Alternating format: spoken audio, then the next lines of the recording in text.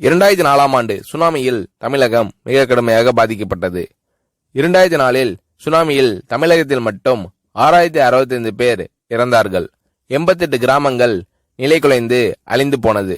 இந்த சூழ்நிலையில் அம்மா அவர்கள் எடுத்த நடவடிக்கையால் 10 கிராமங்களுக்கு ஒரு அமைச்சர், ஒரு IAS அதிகாரி, ஒரு PRO என்ற ஒரு குழுவை அமைத்து உலக வரலாற்றிலேயே இது போன்ற மீட்பு நடவடிக்கை இருந்திருக்காது என்ற அளவில் 3 நாளில் பாதிக்கப்பட்ட கிராமங்களுக்கு மின்சாரம் வழங்கப்பட்டது. குடிநீர் வசதி செய்து தரப்பட்டது.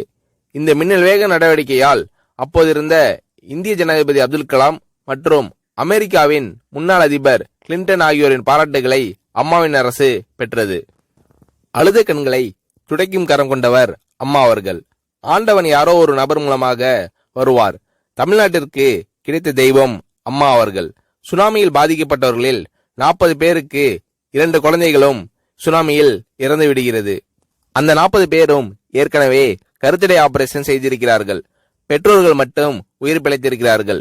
உயிர் பிழைத்தவர்களுக்கு இனி குழந்தை கிடையாது என்ற நிலையில் அவர்களுக்கு கருணைவு ஆபரேஷன் செய்து அவர்களில் பல பேருக்கு குழந்தை பிறந்து அந்த குழந்தைகள் இன்று பள்ளிக்கு சென்று கொண்டிருக்கிறார்கள்.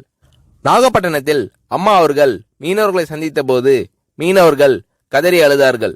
அவர்களிடம் அம்மா அவர்கள், நான் இருக்கிறேன், நீங்கள் கவலைப்படாதீர்கள், இழந்து போன உயிரை தவிர மீதி அனைத்தையும் நான் உங்களுக்கு தருவேன் என்று அவர்களுக்கு தேவையான அனைத்து உதவிகளையும் செய்து தந்தார் அம்மா அவர்கள்.